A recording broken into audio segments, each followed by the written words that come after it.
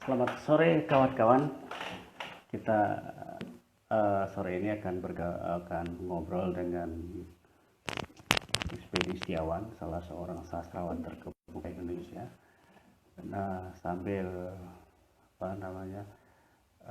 menunggu Ispedi, kita bergabung dengan kita coba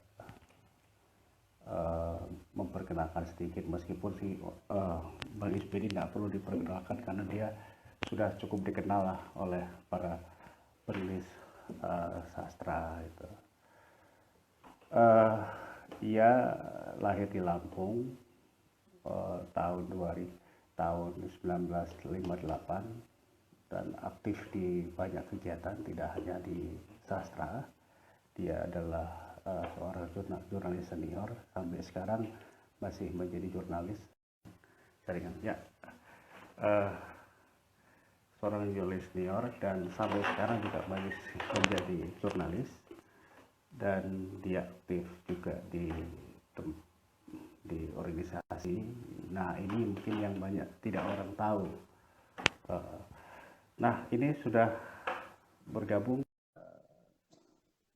publikasikan siapa sih sebetulnya Ispedi Setiawan, dan orang selama ini kan tahunya adalah dia adalah penyair, sastrawan. Nah, tapi orang tidak tahu apa sih kegiatannya di luar sastra. Nah, kali ini kita akan coba ngobrol dengan Bang Ispedi. Nah, itu sudah bergabung. Bang Is, Assalamualaikum Bang Is. Gimana saya di Lampung? Halo. Halo Bang Is.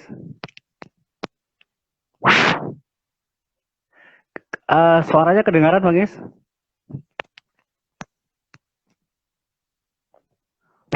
Halo.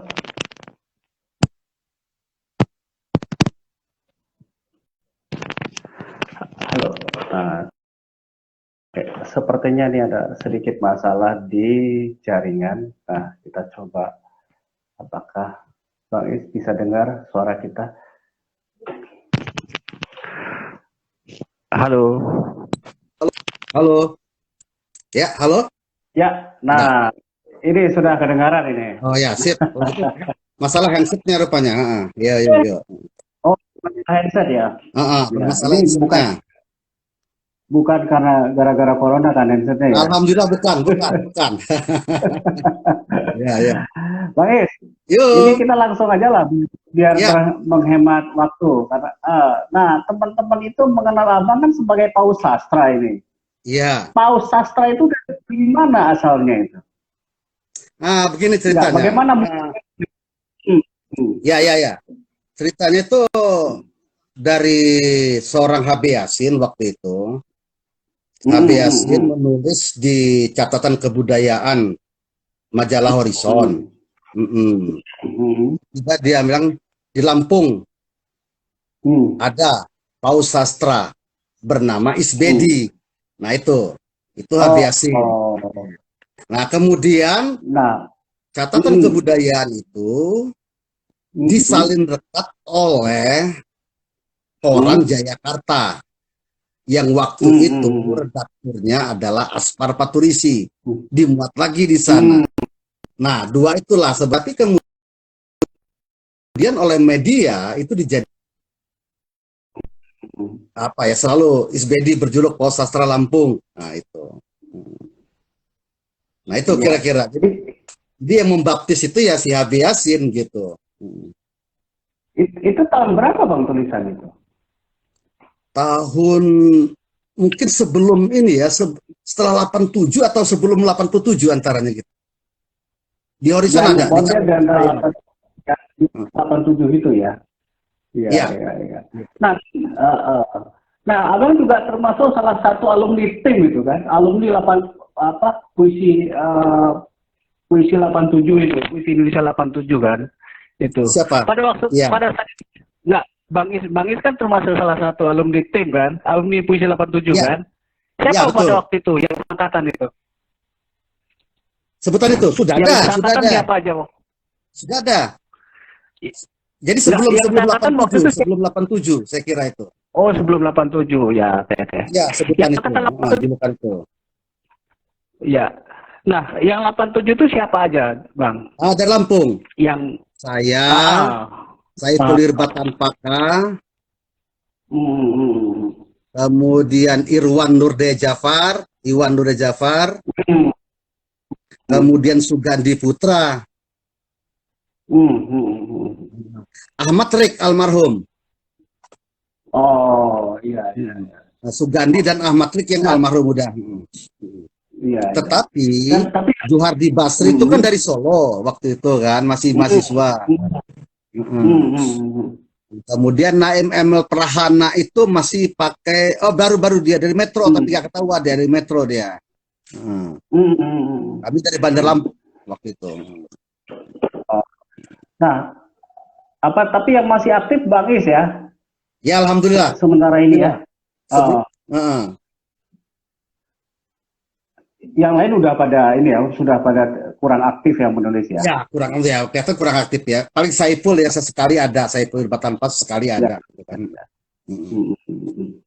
Nah, sebetulnya kan di luar urusan sastra, sebenarnya Bang Is kan banyak terlibat di kegiatan-kegiatan lain kan. Misalnya Ya, menjadi wartawan. Itu waktu wartawan. itu sejak kapan jadi wartawan itu?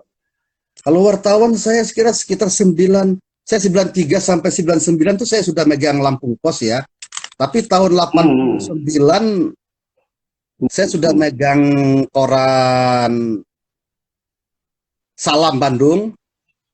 hmm, Sebelumnya juga saya sekitar 87 saya sudah megang majalah Topik. Mungkin ingat zaman dulu majalah Topik, grupnya Merdeka. hmm, hmm, Ya, hmm. saya jadi wartawan budayanya waktu itu.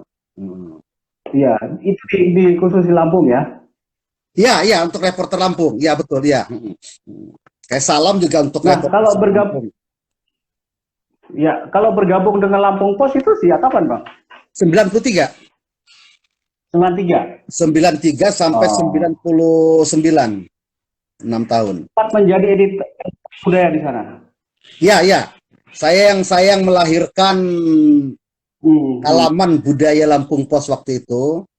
Ketika Lampung Pos hmm, ingin membuat mingguan, nah itu saya hmm, para redaktur rapat, kemudian waktu itu hmm, saya bicarakan kalau Lampos Minggu ada, hmm, maka saya ingin kutip hmm, HB Yasin.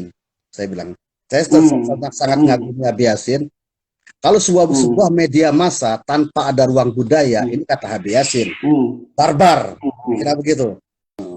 Kemudian diambillah, gue pegang, kira-kira waktu itu gitu.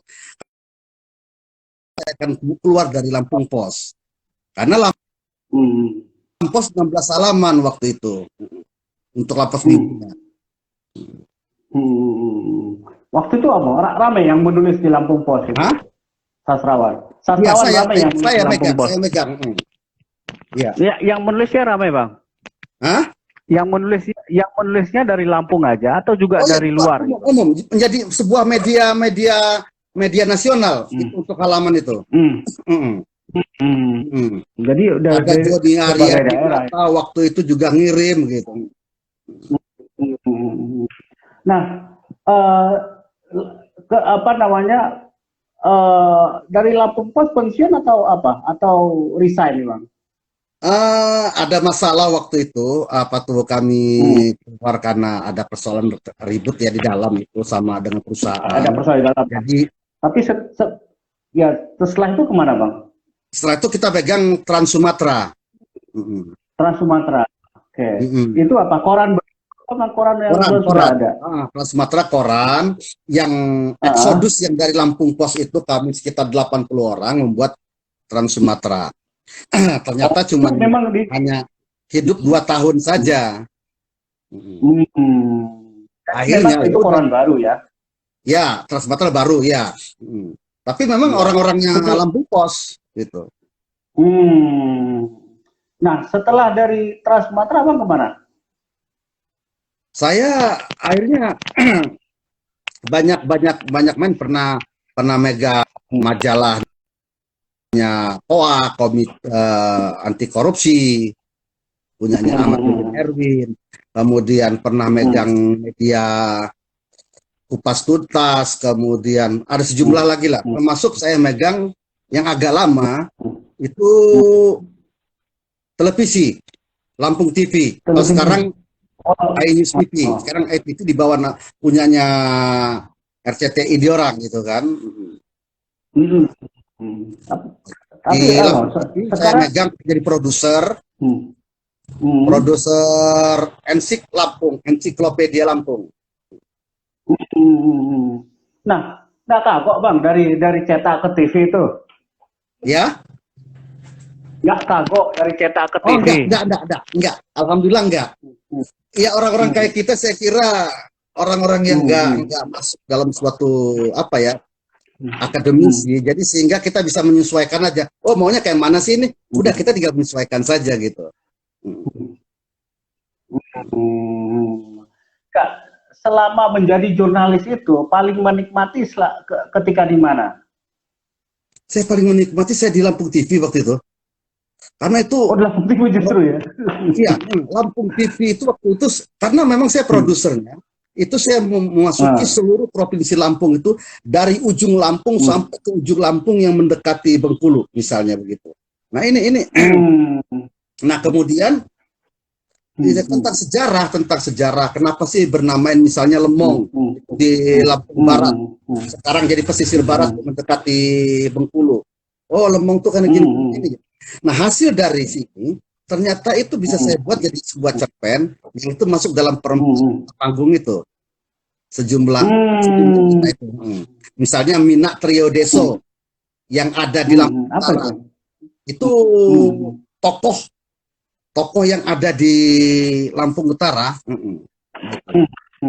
yang kemudian kata dia menikah sama perempuan Semendo misalnya begitu. Nah ini bisa jadi cerpen saya yang dalam perempuan rumah panggung misalnya gitu. Iya. Nah itulah kelebihan wartawan ya. Sambil kita jalan kerja dapat ide kan. Sastrawan akhirnya kan. Wartawan jalan terus. Sastrawan dia mengamati saya kira gitu. Nah itu. Nah abang itu duluan jadi sastrawan atau duluan jadi wartawan? Saya dulu jadi sastrawan. Oh ya, gitu. Mulai menulis itu tahun kapan? Saya nulis atau sejak kapan mulai menulis? Saya tahun 78 dalam usia 20 tahun itu karya saya pertama cerpen justru itu semua di sebuah desi. Tahun 78. Waktu itu Mbak Dia waktu itu sudah Mbak Dia Hadani. Mbak Dia Hadani, iya kalau salah Mbak Dia Hadani itu di puisinya saya cerpen yang dimuat. Justru cerpen. Gitu. Dari situ kemudian kemana lagi? Ya baru saya ke Pelita, ke Yuda Minggu gitu. Tapi waktu dulu saya punya prinsip, misalnya saya satu media, saya harus minimal 5 dulu di sana, baru saya pindah ke tempat yang lain gitu. Oke. Dulu itu pada era itu media apa yang paling berpengaruh sastranya? Halaman Suara Karya. Suara Karya sama Berita Buana. Kenapa? Suara Karya dipegang oleh Ateng Winarno sebelum masuk pendakian, halaman pendakian kan Suara Karyanya. Kayaknya rasanya belum jadi penyair. Oh gitu. Begitupun kalau kita tidak lolos dari tangan Sutarji Abdul Hadi WM di Berita Buana. Ruang dialognya. Ya itu. Abdul Hadi dulu di Berita Buana ya, pegang sastra. Ya, Berita Buana kan. Setelah ditinggal oleh Ikra Negara. Waktu itu kan pertama sekali kan Ikra Negara kan. Kalau nggak salah keluar negeri apa kemana dipegang sama Abdul Hadi WM.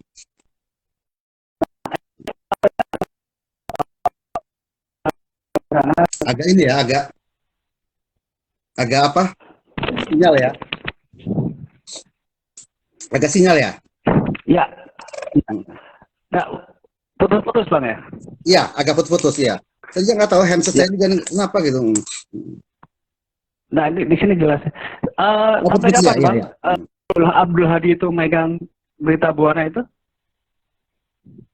Sampai kapan itu era itu? Hadi megang Berita Buana. 89 90 masih ada itu era Abdul Hadi WM itu.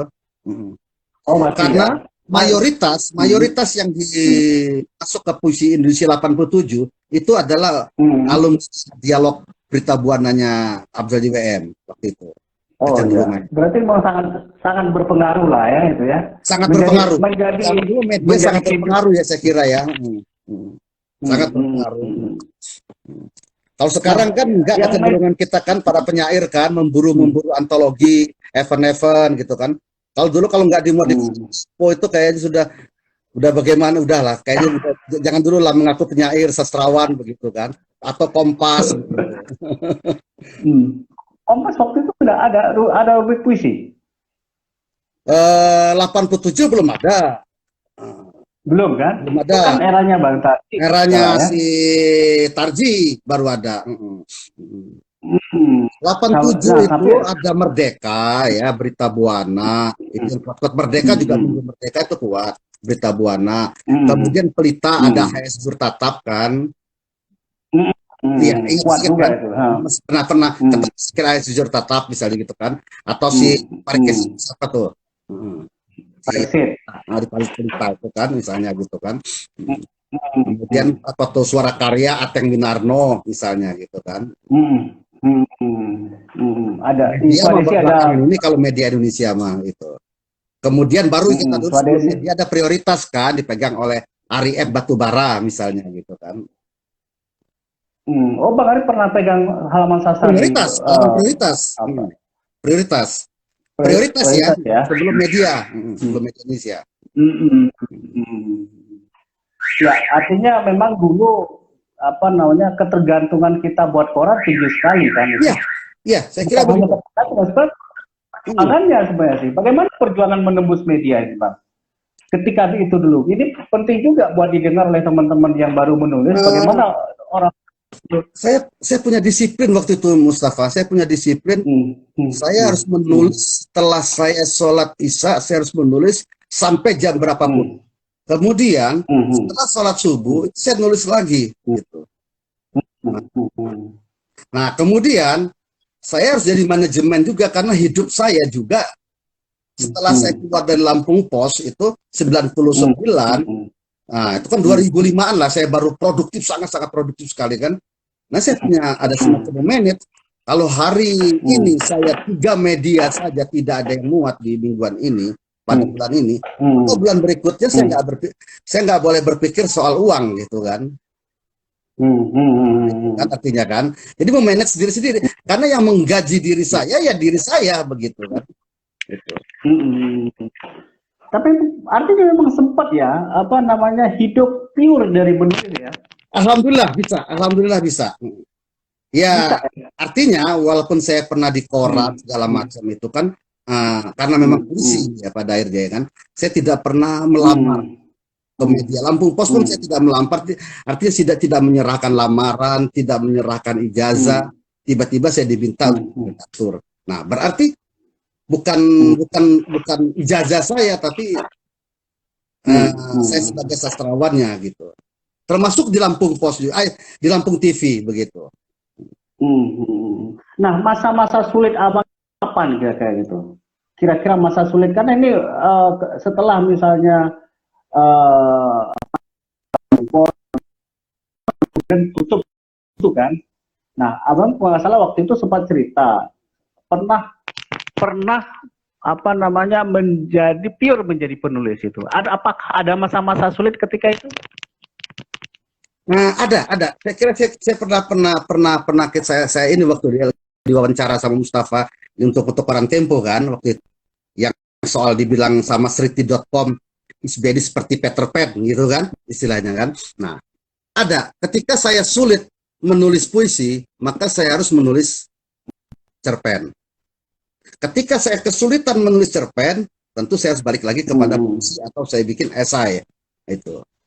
Nah, dan alhamdulillah saya bekerja di media-media itu hampir rata-rata hampir mendekati ke dunia saya gitu.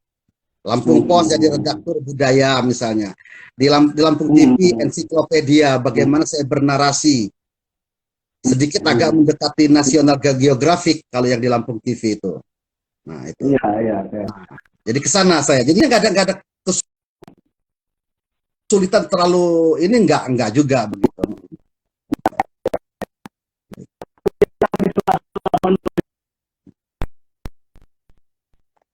kegiatan di sela agak ini ya, agak apa? Ya, putus-putus. Kegiatan di sela-sela menulis. Ya, putus-putus ya, nggak apa-apa. Oh, di sini juga mendung kok, di sini mendung. Jadi Sama di sini Pak, barusan hujan Bang. ya. Di sini barusan hujan. Oh, Ini udah sini baru juga betul, sini juga hujan. Ini baru apa namanya rendah hujannya. Nah, di sela-sela menulis dan menjadi jurnalis itu apa kegiatan Bang Yus? Setelah saya berhenti jadi jurnalis, ya.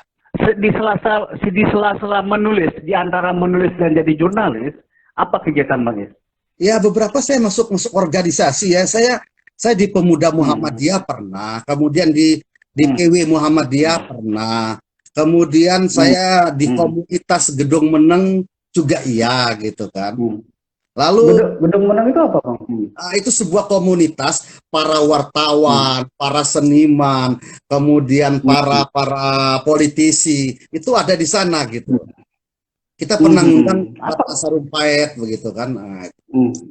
Jadi ya barulah di sana. Mau kita partai politik apa di KGM itu. Dan terakhir saya di forum koordinasi pencegahan teroris di bawah naungan BNPT. Kebetulan awalnya saya dipegang di bagian di seni budaya sebetulnya. Sekarang di pemuda dan pendidikan. Gitu. Apa kegiatannya apa Bang? Apakah ada koneksi dengan kegiatan sastra? Saya kira ada ya. Di pemuda dan pendidikan itu kan membuat video film pendek untuk pada para pelajar, bagaimana pencegahan teroris, bagaimana mereka gitu. Jadi ada kaitannya kepada interest kita sebagai seorang seniman, sebagai budayawan, bagaimana ingin menciptakan perdamaian, ingin menciptakan kedamaian gitu kan, menciptakan saling tolong menolong. Jadi saya kira ada kaitannya di FKPT itu begitu.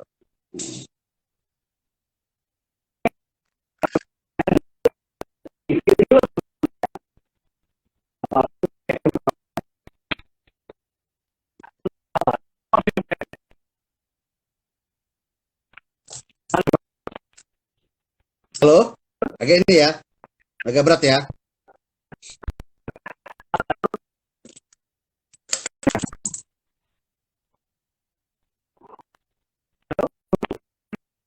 Halo, halo, halo, Teman-teman. ya.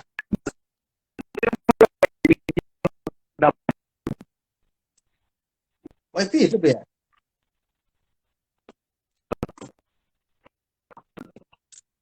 Halo.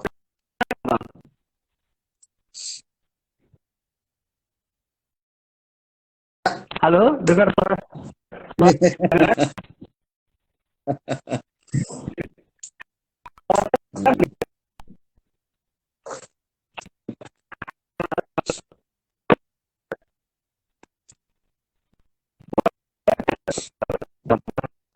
Katanya berat. Nah, ini kita tersambung tapi kembali itu tidak bisa.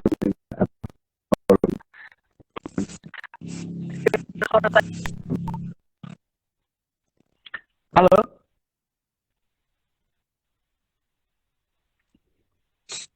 Wah, ini apa namanya? Halo. Ya, kita terjajah oleh ini internet. Udah kedengaran nggak suara saya? Bukan saja corona yang menjajah kita, tapi internet tuh menjajah kita. Nggak, ini udah kedengaran Bang. Suara saya udah. Halo. Suara ada masuk. Suara ada. Okay. Nah, Bang, apa kampanye perdamaian ini? Ya. Perdamaian bikin video, utamanya bikin video-video. Iya, video pendek. Iya, betul.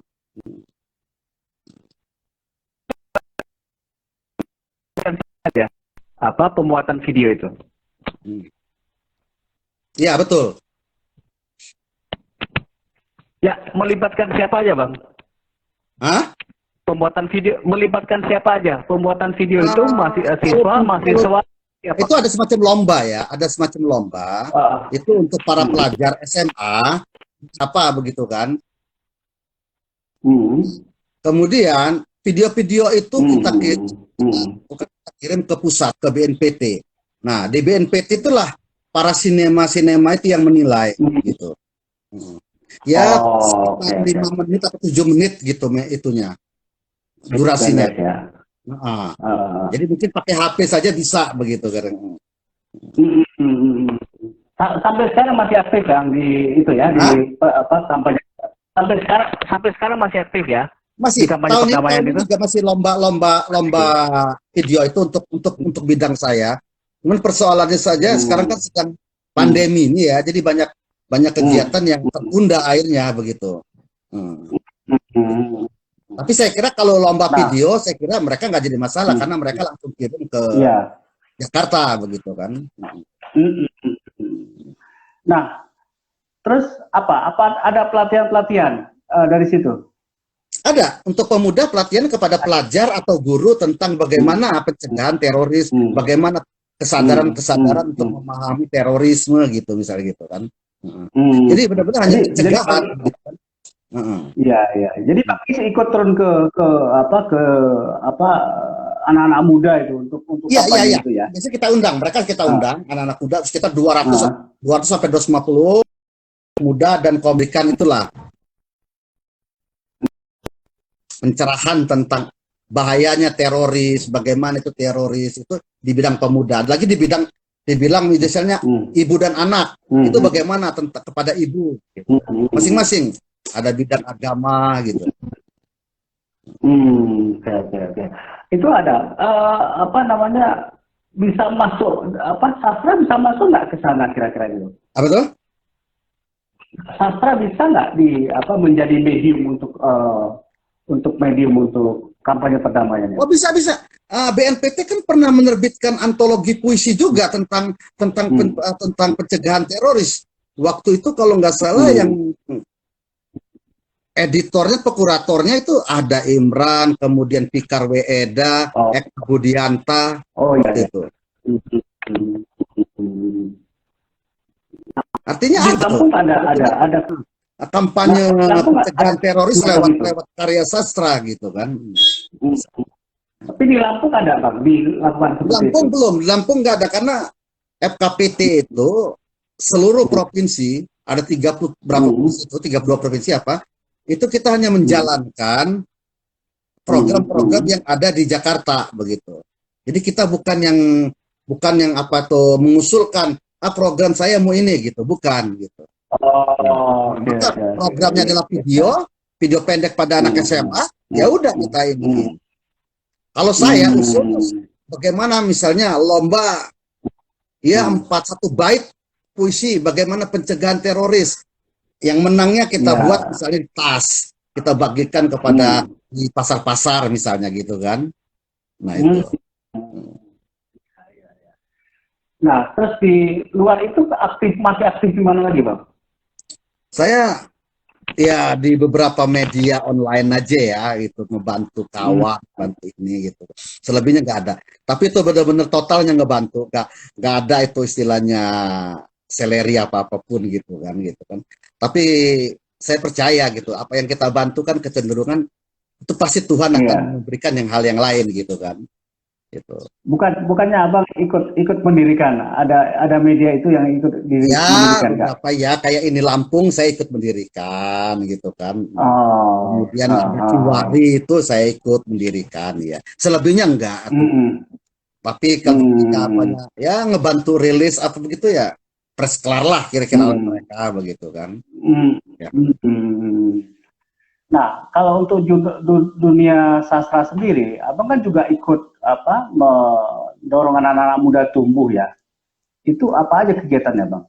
Misalnya di Lamban dengan mendirikan Lamban Sastra. Lamban Sastra ya kita mendirikan ya kita dialog diskusi ya. Tapi saya lebih banyak sebetulnya Lamban Sastra lebih banyak kepada selain saya ingin tanda petik melahirkan para penyair, juga lebih banyak pada kegiatan-kegiatan kan. Yang terakhir kita buat yang festival puisi internasional Tegal Mas gitu kan.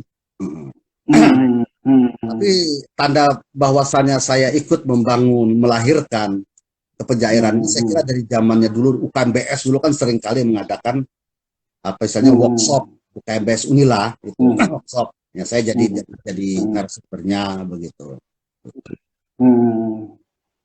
Apakah ada yang apa namanya yang belajar bersama Bang Is itu yang sejak dulu tuh yang kemudian aktif dikenal namanya gitu menghiasi media-media? Saya kira yang benar-benar dari nol ya, saya kira ya Al-Farizi ya, Muhammad Al-Farizi yang kemudian lolos kemarin di Bengkulu kan, Festival Internasional Bengkulu kan. Itu benar-benar dari nol gitu. Tapi mudah-mudahan kalau dia ngaku gitu, bahwa dia lahir dari saya, kalau nggak ngaku ya nggak apa-apa gitu kan.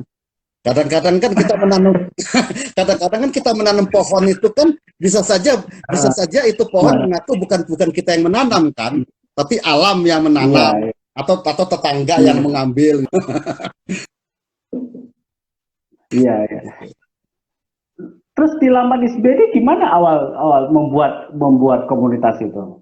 Lamban itu awalnya membuat Lamban Sastra ini sebetulnya lahir dari teman-teman anak-anak KGM sebetulnya. Saya berterima kasih kepada KGM, Komunitas Gedung Menang itu, para wartawan, para politisi.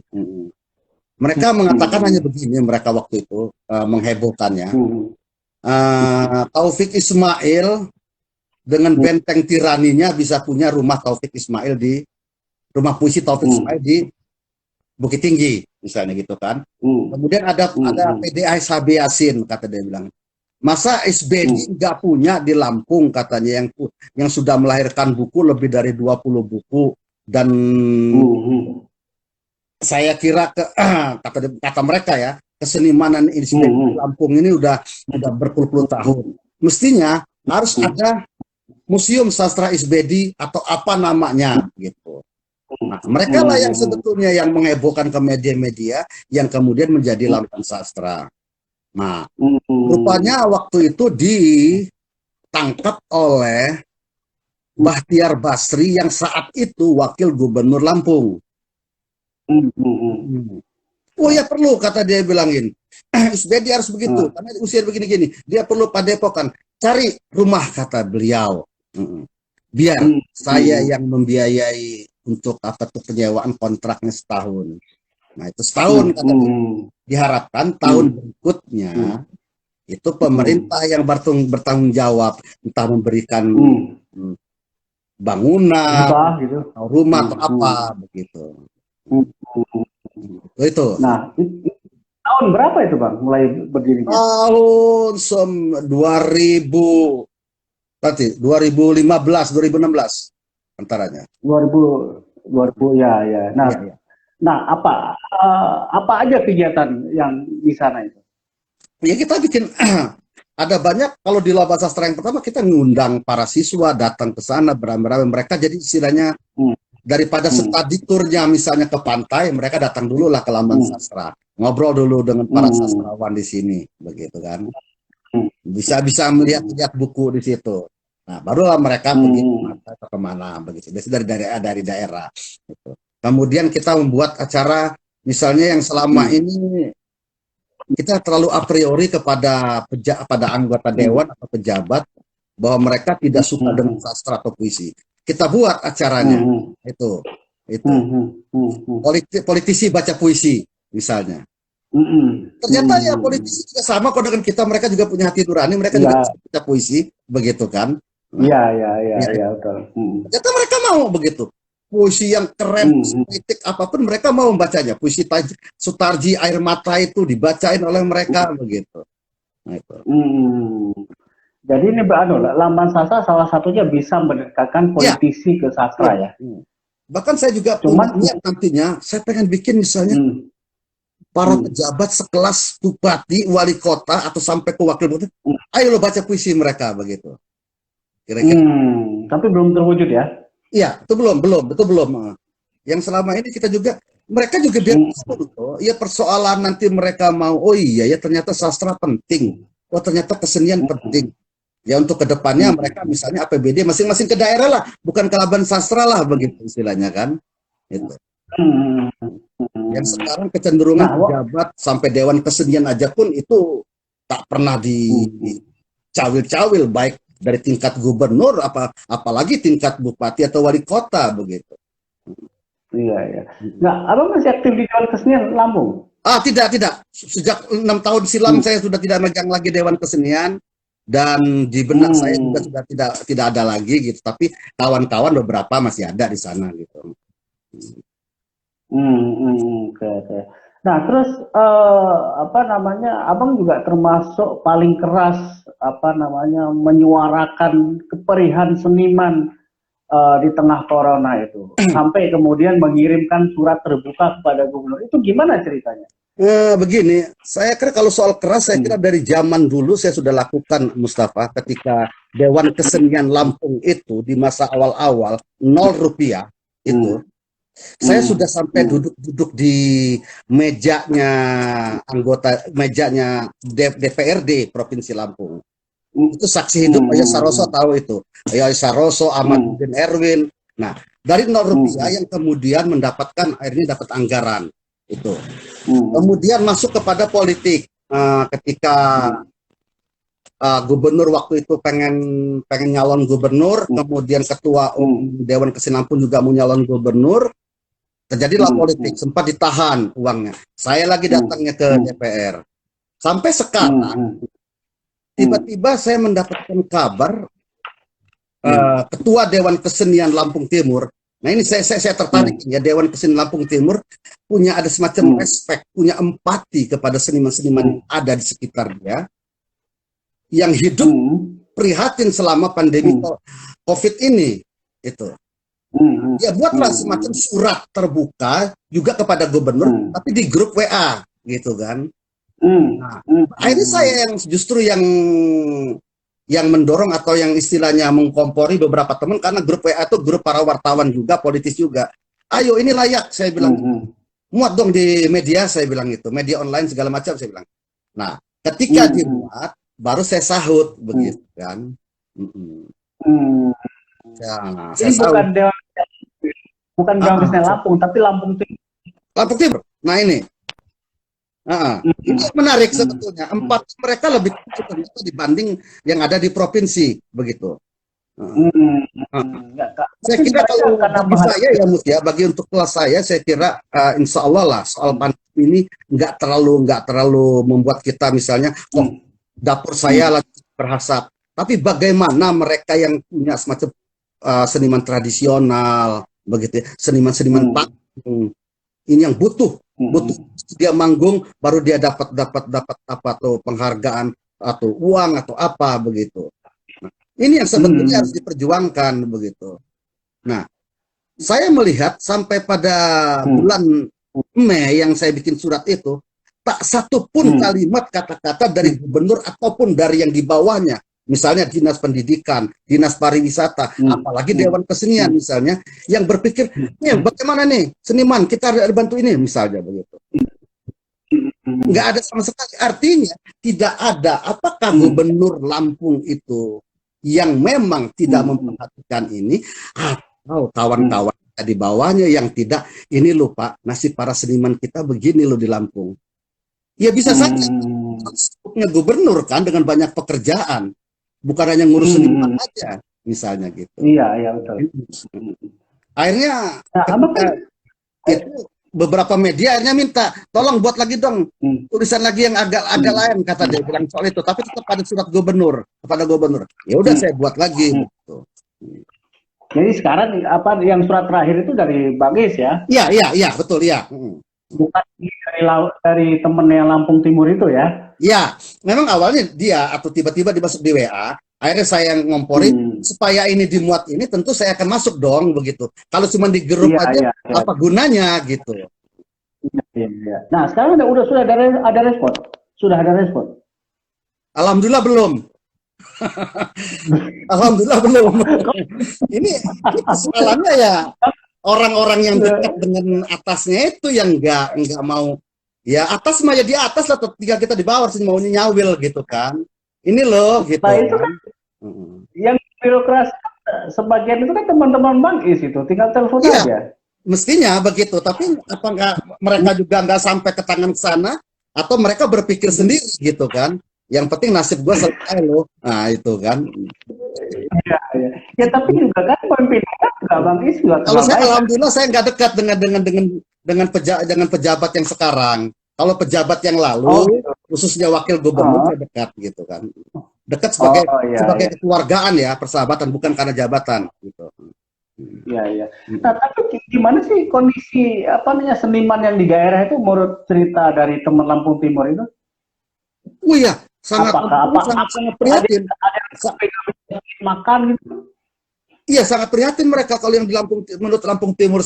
Mudah-mudahan Samsul Arifin akan tetap muncul. Samsul Arifin juga dia mantan ketua KPU Lampung Timur waktu itu gitu kan. Dia punya ambengan. Saya kira ada kecenderungan beberapa seniman yang di bawah naungan ambengan barangkali itu tanggung jawab dia. Tapi selebihnya yang ada di Lampung Timur itu itulah dia melihat sebagai ketua Dewan Kesenian Lampung Timur ini sangat prihatin sekali.